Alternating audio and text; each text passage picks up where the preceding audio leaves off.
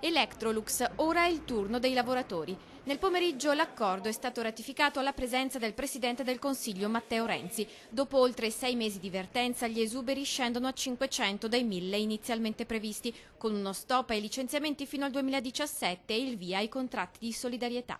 Definita la faccenda nei palazzi, però, si scende in fabbrica e si va alle urne. Ora gli occhi sono tutti puntati qui. Aspettiamo, non abbiamo visto niente ancora, aspettiamo fino a domani. Non possiamo dire niente perché le assemblee devono ancora farle. Speriamo bene. È già un traguardo essere raggiunti ad un accordo.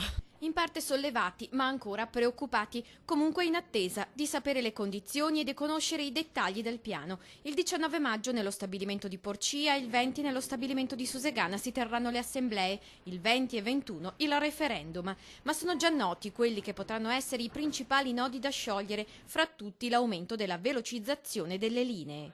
L'unica cosa è il discorso appunto della velocizzazione delle linee, che è quello più che altro che non, perché già siamo saturi, tenendo presente anche l'età media delle persone, che siamo tutti sopra i 40 anni, quindi abbiamo già dato tanto. A quanto noto l'accordo prevede che ciascun lavoratore produca più pezzi di oggi, si dovrebbe passare dalle 720 alle 800.000 unità mensili e poi si parla della riduzione delle pause e così l'esito del referendum al momento non è poi tanto certo.